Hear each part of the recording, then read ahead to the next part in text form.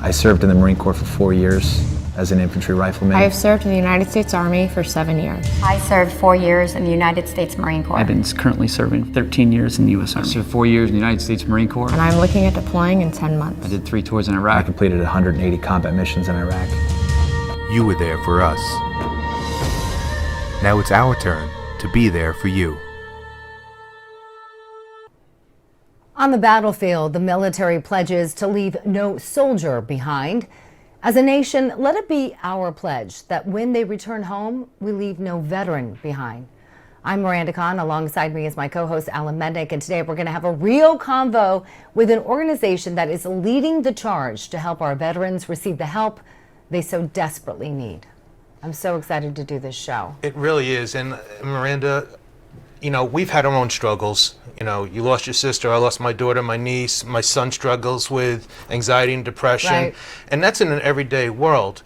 What the veterans go through, you know, I've been to a lot of these veterans organization functions. I've go to them, and what an honor. And you've gone and you've worked with them about suicide prevention. We've talked about it multiple times on this program and on other shows, but an estimated 22 veterans die every day by suicide. And when I talk to them, it's a different conversation. Right. And, you know, you do need to be trained specially to deal with what they're going through. And that's what's so fantastic about the organization we're going to be talking about today. I love it. It really is. So I really like to introduce the president and CEO of Give an Hour, Yes. Dr. Randy Phelps. How you doing there? I'm doing fine. Very happy to be on the show today. Good morning to both of you. That's so good to have you on. Thank you so much. We just awe over what you do.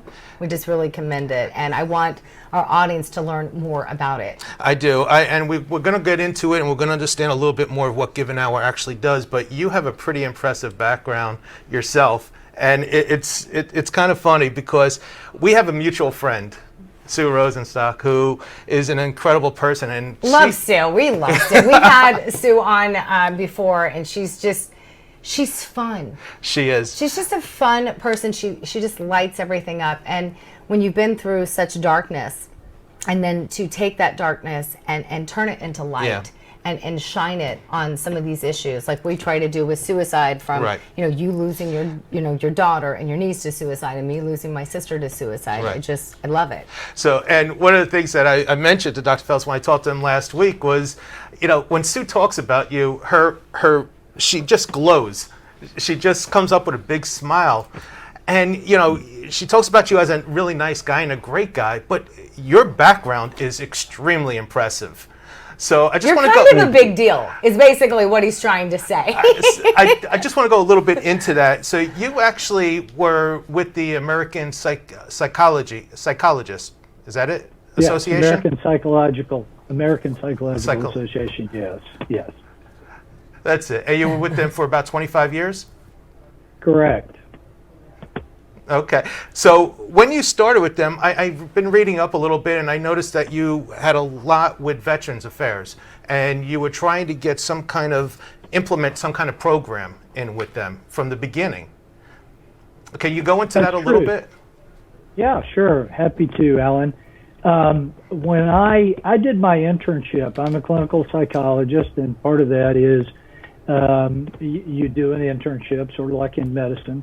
And I did my internship in the Salt Lake VA system, and also had a number of veterans in the family, uncles who were in World War II. So I was very interested in veterans. When I got to Washington, D.C. to the American Psychological Association, was recruited by them, I looked around and I noticed that nobody was paying attention to veterans in the system. We had then 500 employees. I think it's about 600 now. And so I decided to create a portfolio for psychology nationally to work with veterans and Department of Veterans Affairs. And so set that up. And it was actually through my work with vets and House and Senate VA committee and advocacy for work in this area that I met my wife, who is actually the genius who set up Give an Hour in the first place. So I want to give credit where credit's due. Was there a I reason? love that. Yeah, it is. I'm sorry, but I just love it when people brag about their spouses. You're a very intelligent man to do that, by the way. Yeah, and we're going to get into that in a second.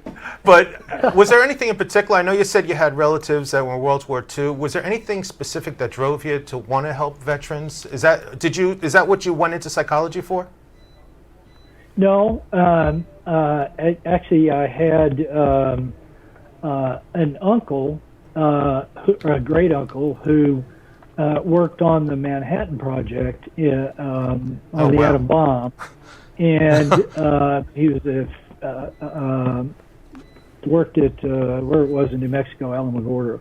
Anyway, he became psychotic. He could not tolerate all of that and what happened to people as a result of the bombing. And so I was very interested in, severe mental illness as a result of that. But frankly, I didn't really know much about that. The interest in veterans was, again, I had an uncle who was a pilot in the Air Force, an uncle who was a Marine in the war. So I just sort of kind of drifted to the Department of Veterans Affairs for my internship. What really hooked me was that a lot of my patients and vets going through there were talking about things that happened 20 years before to them, and talking about families breaking up as a result of their experience. And still, I remember when I first realized this guy was talking to me about the loss of his wife and his family, and I thought it was a month before, and it was like 20 years earlier. So part of my internship, I created a divorce counseling group for vets and a lot of things like that to try to give back. So my internship was very formative, and can I show you something? If you'll notice this bracelet, it's a silver bracelet. One of the vets made that for me at the end of my internship and said, that's beautiful. I want to thank you for the work you're doing for veterans. I have worn this. I have to tell you, that was 40 years ago. Wow. I have literally worn this for 40 years. And my wife is used to me saying, I have vets close to my heart, about 2 feet away with that. So it's a very formative experience. I love it. Yeah, I wanted to share something right at the outset. That's a formative experience for me as a psychologist. Another formative experience, very tragic, is that, and I had just become a licensed psychologist, so it was early in my career. My brother, who was 15 months younger, suffered from ALS, an unusual case. He was 28 years old and died at 29. It's a very devastating disease. And so that was hard enough, but and trying to get over the loss of him. 4 years later, my father took his own life, and he never recovered from the trauma of he and my mom nursing my brother through until he died. Never got over that. I was 1,500 miles away, and I had no idea what was going on. And my parents, very proud Oklahoma farm families where nobody talks about feelings or any of that, didn't let on what was going on. So I have, looking back, dedicated my life to mental health access for all Americans as well, and that's how I actually got to the American Psychological Association in Washington, D.C. in 1994. That was to help get access to insurance coverage for all Americans. So wow. those two That's- things That have been That is- very important in my career. Sorry, Amanda. What an- Miranda. No. My apologies for interrupting you. That is just such a profound story, and thank you so much for sharing. And I'm deeply sorry for your loss. Obviously, Alan and I don't want to say we know exactly what you've been through, but we've lost family members right. because of suicide. But look what you've been able to do because of that. And I understand what you're saying because I grew up in Kansas, so not that far away from Oklahoma. Right. But there right. still has been this mindset, if you will, and that's part of the reasons why we're doing a show like this. People have no problems, talking about physical health. Right. Right? They'll sit there, they'll talk about heart attacks, they'll talk about strokes, and that's important, right? But getting this stigma, and I know that word is used a lot, but it's true. It is a stigma that you can't talk about mental health. Right. There's something wrong with you if you do that. And yet, as soon as you start opening up, like you have with your personal story, and like us opening up, it allows other people to feel more comfortable, because it's not an unusual thing. No, and I wanted to ask you, Dr. Right. Phelps, because one of the things that I found really interesting was, I guess there were no psychologists with the VA at that time when you came on board with them? When I was reading it sounded like it was mostly psychiatrists. No, what was going on back then is that only psychiatrists were able to run mental health services in the VA at that time. You had to be an MD to be a chief of mental health. But there were about 1,200 psychologists across the country in their about 1,500 facilities. And one of the things that we targeted was helping get funding to hire additional psychologists, social workers, psychiatrists as well, certainly. Because in those days, before the wars, and people didn't understand PTSD the way we do understand it as a culture now. That we understand it now, right?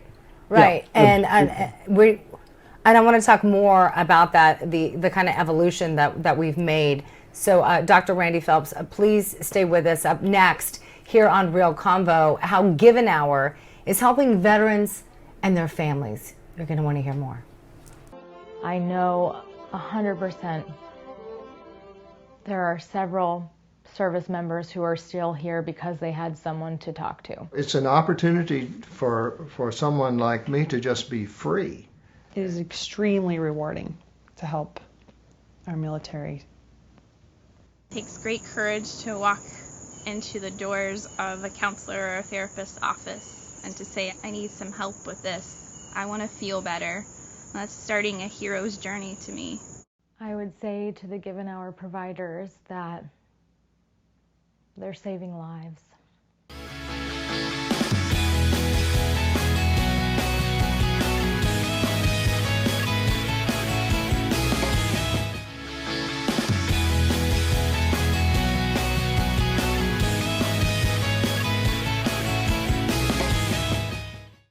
And welcome back to RealConvo. Joining us once again, Chief Executive Officer of Give an Hour, Dr. Randy Phelps.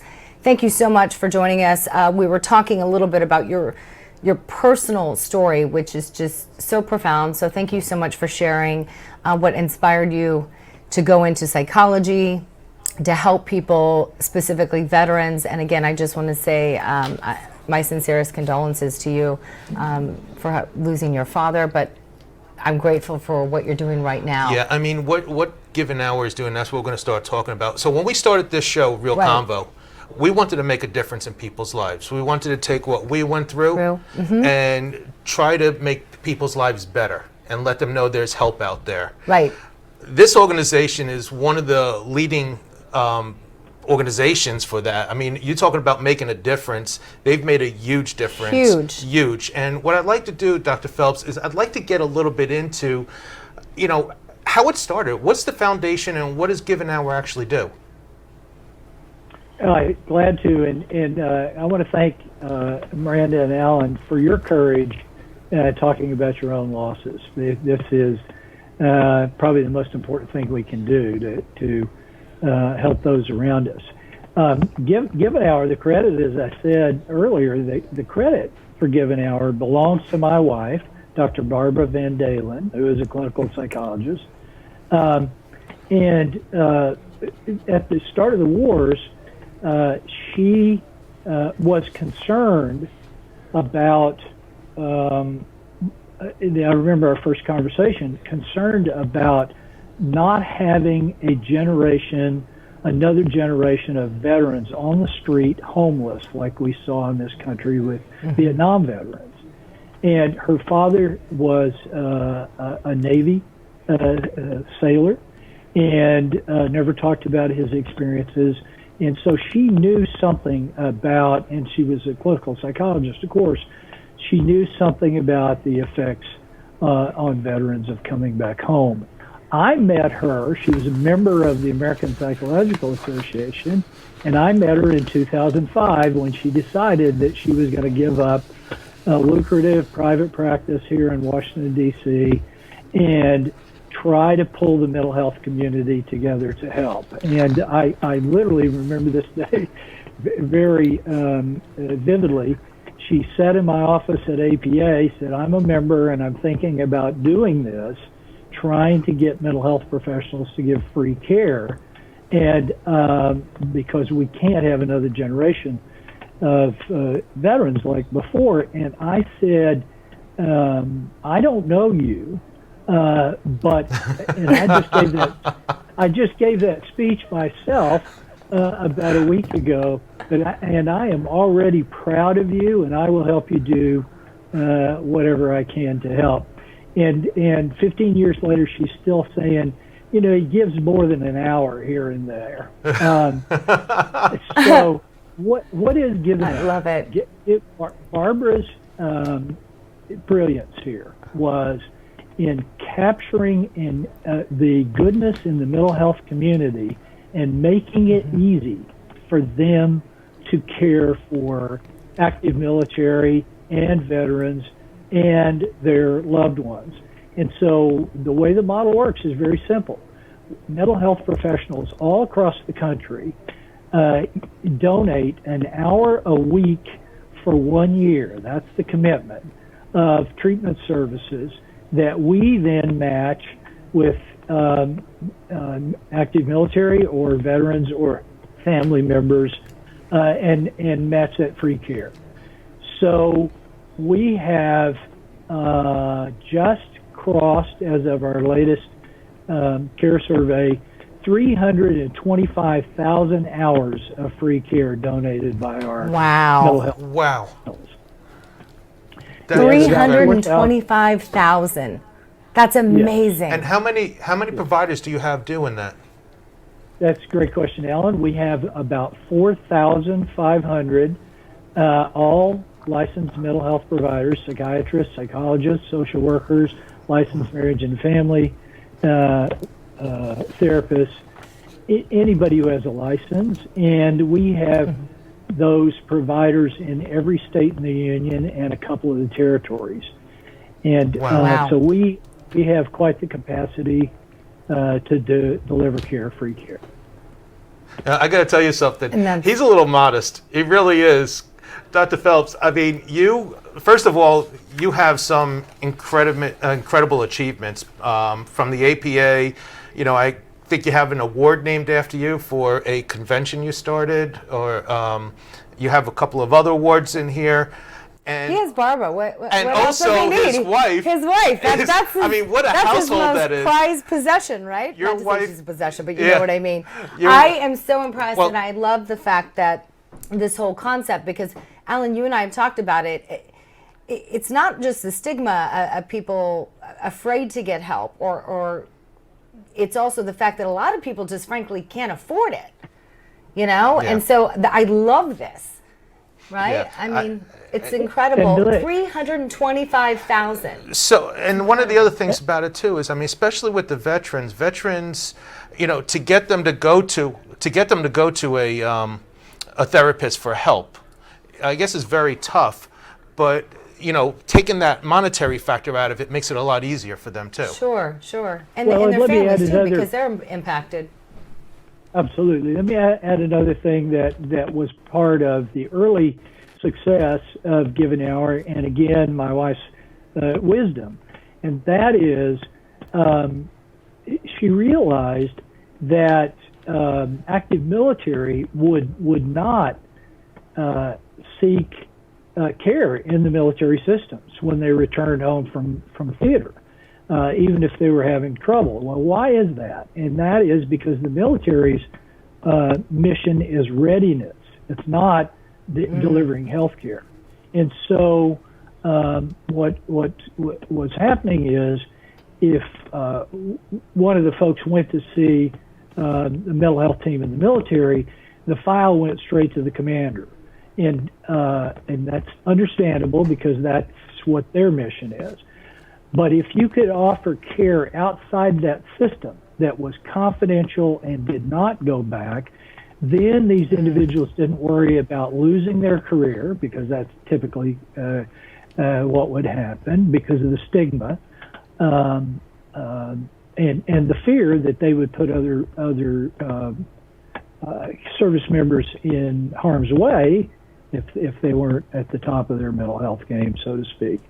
And so it became that interestingly enough, that the Pentagon and the Department of Defense was one of the biggest referral sources for Give an Hour in those days.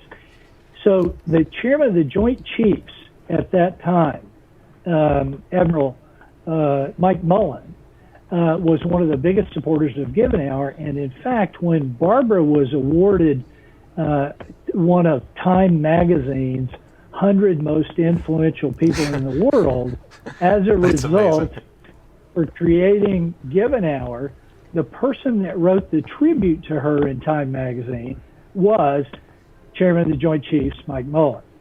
Wow. So the military realized how important our work is as well. I can't wait to meet your wife. I'm so impressed. What a power couple you two are. Absolutely. I mean, it's incredible what you've been able to do. I just love it. And actually what I love too is in that clip that we heard from the providers, how they're so passionate about. These are people that haven't served, that are like you and me, that are just trying to reach out and help. And they have such passion in trying to do what they can. Now, Dr. Phelps, what I would like to ask you is, with these providers, again, treating veterans is different than treating somebody, like myself. Do they have special training, the providers that you pick out? So I've often said that people in the mental health business, as part of their training, they learn about treating trauma, PTSD, and one of the things about the wars is, while we in the mental health business have known about PTSD, and most people are trained as part of their training in mental health, the policymakers, the general public, other folks have not known about that. But PTSD is a very common fact of life in this country. People in automobile accidents, shootings, rapes. My daughter had PTSD. Yeah. My daughter was diagnosed with PTSD before her passing. Yeah. Absolutely. No, and it's important. And it's important to bring it up. I mean, especially too, and I think, we were talking about, your family members that served in World War II, and something that we've brought up on this show before, especially when it comes to the military service members now. I mean, these people have been on 1, 2, 3, 4, 5, how many tours have they taken? Yeah. I mean, that's a lot. Absolutely. The other thing, I want to go back to this notion of, are our providers especially trained? They are licensed mental health providers. So, and we do verify their license and their credentials and so forth. But the other thing that is important here is, as you pointed out, Alan, they're not all of and from the military. So it's important for them to learn about military culture and life as a veteran, life as a veteran or service member's families. So cultural competence is important, and we do offer that kind of. That's great. Yeah, that's incredible.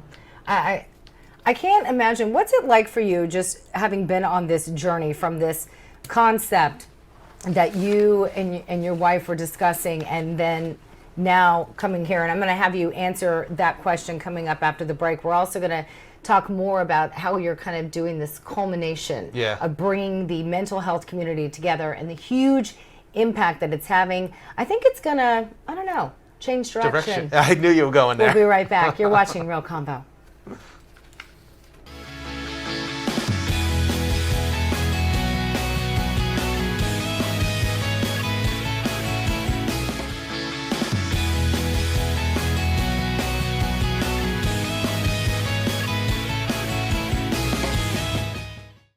And welcome back to RealConvo. Joining us once again, Chief Executive Officer of Give an Hour, Dr. Randy Phelps. Thank you so much. So we've been talking about your incredible organization, Give an Hour, and how it's helped tens of thousands of veterans and active military service members and their family all around the country.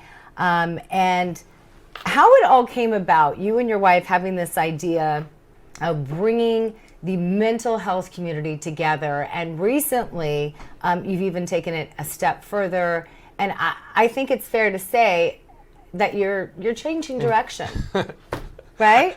Absolutely. You That's like it? it. You like I how like I did that. that? I like that. So, you know, Change Direction is a campaign that has been put on, and I'd like Dr. Phelps to explain exactly what it is, but I think it's a huge movement that it's an incredible movement, and I think it's just going to continue to spread. Right, and the videos have been done. Videos have been we're done. Part of. Dr. Phelps, can you explain what Change Direction is, the campaign? Well, the campaign to change direction, we came online with this initiative in 2015. So it's about 5 years old, and it's an initiative of Give an Hour. And how it was born was one day, and this is another Barbara story, Dr. Van Dahlen, she says to me, look, we are trying to get service members to come back from theater and raise their hands and say, I've got a mental health problem, and I need some treatment. Nobody else does this in the entire culture. And if we want to help more people, what we're going to need to do is change the culture of mental health in this country. And I said, another one of your small ideas, I see. We're going to change the entire culture of mental health. But I had spent 20 years at that time on working on changing the culture of mental health as well, access, so that people would talk about these things. So we launched the campaign to change direction, and what it basically is a campaign to help people understand about mental health issues, and that they are as important to your well-being as your physical health and your spiritual health and so on. And the reason for that is early identification, and also then making sure that people can get into treatment and get the care that they need. So this is really our Give an Hour work is treatment services.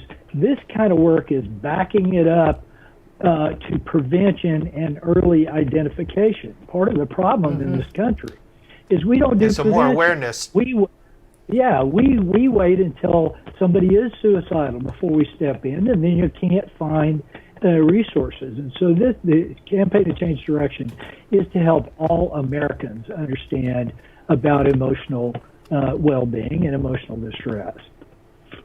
Yeah, and we were so honored to be a part of it and spread that message on social media. We love doing those videos. I know Alan did too. Talking about the 5 signs. Can you kind of describe, because I was talking earlier about physical health, you know, people know the signs, right? The numbness in your arm or whatever. Right, if you have a heart attack, everybody knows that, you know, you have the pain in the chest, the shortness of breath, the pain up and down the arm. Right. But we don't always know, and you've narrowed it down, not that there aren't more, but you've narrowed it down as part of your campaign to change direction for people to know the 5 signs. So if you saw those videos of us on social media, us holding up our hands, this is why we're trying to get that message out there. So tell us about the 5 signs, Dr. Phelps. You bet. So the 5 signs, if you actually look at the mental health and the psychiatric technical literature, there are about 18 or 20 that cut across a lot of mental health disorders. But the 5 signs are things that we all have experienced. They're part of our humanity and our humanness. And but they also are potentially signals, if they go on too long or there are too many of these, that somebody is really having emotional distress and emotional difficulties. And so those 5 signs are not feeling like yourself. That's personality change, or not acting like yourself. Gosh, she doesn't seem like herself anymore.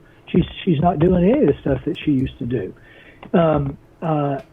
Feeling agitated, so agitation, either, and that captures, severe anxiety or anger, impulsivity. He can't seem to control his anger anymore, and so that is an important sign. Withdrawal, something we all do in times of loss or stress. Most of us pull back from other people. And this is an important point here. This is all relative to what that person's usual style is, or usual, sort of what we call the baseline, how they are typically. So some people are much more extroverted, some people more introverted.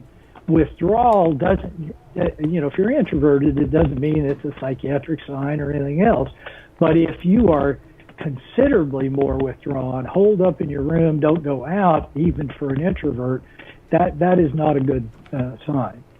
The 4th one is personal care, or lack of personal care. So if the person stops showering and, personal hygiene, or all of a sudden is doing risky things, drinking all the time, using drugs, again, a change. And then the final is one that we're all becoming more familiar with, thank goodness, in our culture, and that is hopelessness. That is a very serious sign, and one of the signs of suicidal thinking, potentially. So those are the 5 signs, and they pretty well do capture serious emotional problems, but they don't always mean that. What they mean to us is we need to reach out to that person and say, hey, look, are you okay? I've noticed this, this, and this. And even more so, to learn those signs for yourself so that you can do an inventory with yourself. Yeah, what I love about this whole campaign is, it's not just, them going out there and saying it. You're bringing everybody into this. This is a whole collaboration of organizations, people globally. The Week to Change campaign, Change Direction. What was it? I think we were told there were 27 million imprints last year or something, or you're better on with social numbers media. Than me. I don't know about that. There was a lot, but I do like the fact of what you were talking about, that it was bringing all these different organizations together. Yeah. And to support this effort for people to know the 5 signs. And one of the things I said, quite honestly, and I'm so glad you did this, and from talking with Alan and the training that he's done in suicide prevention, I didn't know the 5 signs. No. And I wish I did. Most people don't. Especially when I think about when my sister was struggling. And this would have been very helpful. And what's really impactful too is, obviously, and I think I told you, Dr. Phelps, is that, I'm a trainer, Safe Talk trainer through Living Works that we had on. Right. And, these right here, the 5 signs, are what I try to explain to people in a very elongated way. Right. It's not direct like what these you signs are. long-winded? Yeah, me long-winded. But that's what I love about this. Like me. You and I are the long-winded. Yes, absolutely. But I love that this narrows it down, gets it to the point, because basically what I tell people is if there's any change, and exactly what Dr. Phelps was saying. Look, you could be an introvert, right, and then all of a sudden be all giddy and happy and everything else, and that could actually be a sign. I know that was one of the things that struck me when you said that. Yeah, and I'm so glad you brought it up, because I was thinking the exact same thing. Because I think, with my sister, I'm just going to use her as an example. People were really, not just me, but even her own psychologist was shocked that my sister took her life. They're like, she was so excited and she was going to be doing this and going to be doing that. But when you look back and you read these 5 signs, and I speak with Alan, I look back and I go, okay, there were signs there that she was in trouble. Yeah. And so I'm so happy that you're getting the word out there, and I'm so glad that we could be a part of that, to get the word out there, to support this campaign. And what I loved about it too is what you said in the beginning. Again, it's the veterans they started with. Right. And now it's feeding down to everybody else. And what I believe, and again, we've mentioned this on other shows, if you want to get something done in this country and you want to really create a movement, you start with the veterans. And if you could help the veterans out, right, it's going to filter down throughout the rest of the community. Right. And we need that, Dr. Phelps, right? I mean, now, especially with COVID, you see the numbers, you see the suicide rates going up, depression, anxiety. Now more than ever, people need to know these 5 signs. They need to know about your organization, Give an Hour. Wouldn't you agree? Absolutely. And Alan is so right. Veterans always lead the way, and here they are as well. Yeah. Dr. Phelps, don't go away. Don't go away. We have to go to a break. I'm going to let you finish and expand upon your answer. I'm sorry, I asked you right before we're going to break, but keep that thought, because there's more Real Convo to come. We'll be right back.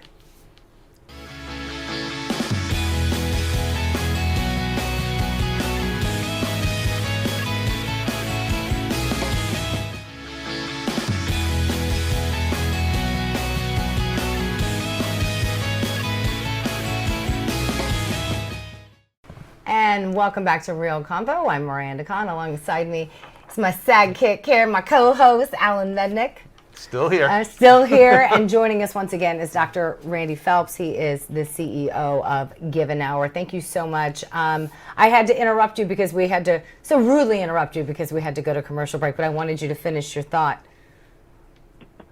And so the thought was this, and it's a perfect segue into where we're going next, and that is that I, sort of like you, Miranda, I wish that my parents had known about, mental health issues and the 5 signs.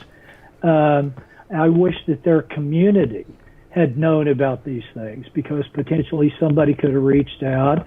At that point, I might not have lost my dad. So it is really important to me personally, and certainly important to us at Give an Hour, to help spread the word far and wide. And it is all over the place. We have well over 700 organizations helping us with this, and we are so honored that the 2 of you are as well. Oh, it's a privilege.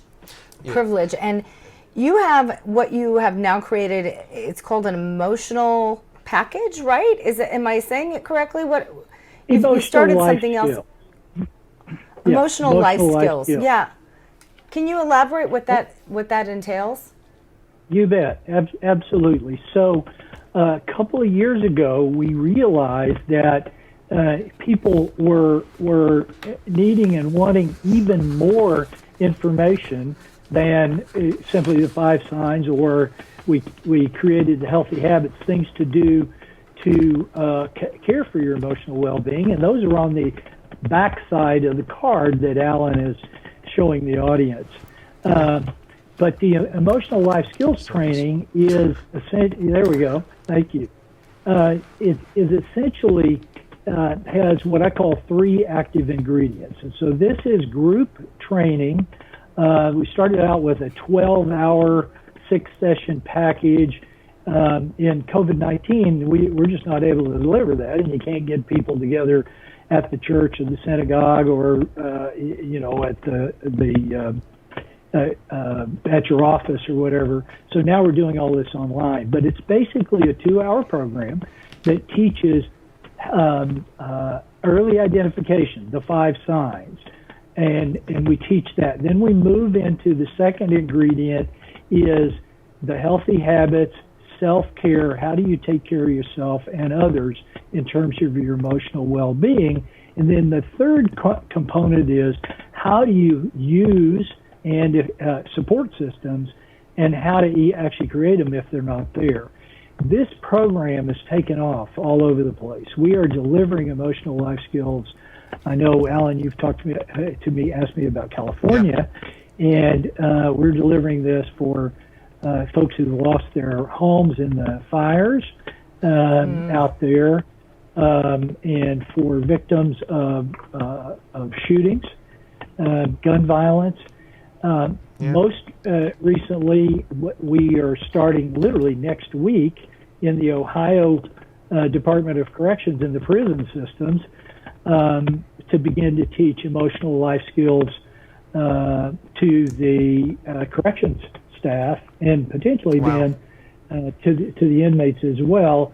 And they are suffering tremendous mental health issues there as a result of over 70 inmates dying with COVID, 5 of their staff dying with COVID as well. So we're there. We're also working with school districts to teach the social emotional learning, ELS, emotional life skills, to the parents, the teachers, and the kids. Because of COVID, COVID has really increased the opportunities for us to share this all over the place. The one that I am, and it's the kid in me, the one that I'm excited about all of this work. But Major League Baseball and the Major League Baseball Players Association just gave us a joint grant to expand our emotional life skills training to focus on families as part of reducing domestic violence, which is, as I'm sure you know, is increasing as a result of the COVID. With people all crammed together at home. So that one is really excited. We're starting that one up right now. So emotional life skills is a tool that we're using all over the place. In October, we'll begin offering it to corporations focused on emotional life skills and mental health wellness in this work and home COVID environment as well. So the need is obviously never been greater. I mean, you just named sports, schools, kids, prisons, obviously, everybody, everything. And the businesses are really important too, because obviously, people working there, the stress, whether they're home, they're at work, and then obviously if they're learning the life skills, they could feed it down to their family too, and that could help with the schooling and everything else. You said that. Feed it down to their family. Feed it down to their family. No, that's so important. I do want to get into one thing though. I mean, I have a personal, affection with one of the things you're doing also, and obviously my wife is a nurse. She works in a nursing home, in several nursing homes, and she's been affected by everything going on. My other sister-in-law up in New York is an emergency room nurse. I have a bunch of relatives that are civil servants, firemen, police, all over the place in New York. You guys are doing something special right now with that too, aren't you? Absolutely, and thank you, Alan, for that. So right at the outset of the COVID pandemic, I said to the staff, look, 2 things happen as a result of terrible disasters like this. One is people who have pre-existing conditions of anxiety and depression. Those get worse as a result. And we are certainly seeing that, so that this time last year, anxiety in the general population and depression in the general population were running about 6 and 8% of the population. Right now, as of 2 weeks ago, CDC studies showed that we're more like in the 26 to 36% of Americans suffering anxiety and depression. And so that's a huge increase. Oh, it's unbelievable. It is just unbelievable. And No. so the number of new cohorts of people coming online with these issues we need to deal with. And so I said to the staff, first we're going to do educational stuff. So on our website you can draw down how to maintain your mental health and coronavirus and so forth. But the other thing you'll see is due to some generous funding from Aetna, we are offering free treatment for essential hospital workers at the original epicenter in New York City, in Connecticut and New Jersey, free treatment for those folks. As I said to our board, we've spent 15 years learning how to provide free treatment to this nation's heroes. Here's another group of heroes that we need to offer free treatment to. So and we're expanding that work. We're looking for funding to expand that work to other hotspots in the country. Well, that's what I wanted to get into real quick, because I want to make sure that you will explain, you guys are a nonprofit, so you guys look for funding and donations. Yeah, that's exactly what I was going to ask. Please explain how we could help you with that. And yeah, because you have a lot on your plate right now, helping so many people more than ever before. Yes, and thank you so much. And thanks for that offer. We are a nonprofit. We essentially live on donations and grants. So we do not get funding from the VA or Department of Defense or fortunately, like Aetna, for example, has helped us spread the word about the 5 signs throughout the country. They very generously gave us this money. It doesn't benefit them in any way. So that's what I'm talking about in terms of grants, but those are few and far between.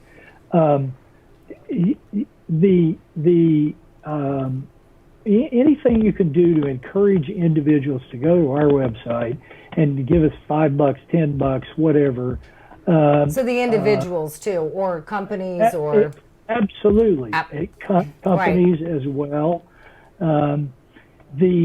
We have, and on the flip side, if people, sorry to interrupt you, but on the flip side, we want to help you as much as we can get the donations that you so desperately need, but also for the people who need the help.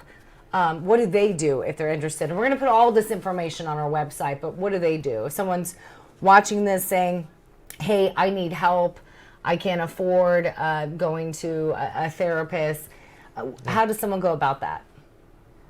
So that's a great question, Miranda. The unfortunate answer is we can't help everybody. So that the military, veterans, their loved ones that certainly qualify for those programs, and the Hospital Heroes program, people who work in those fields qualify for the free treatment.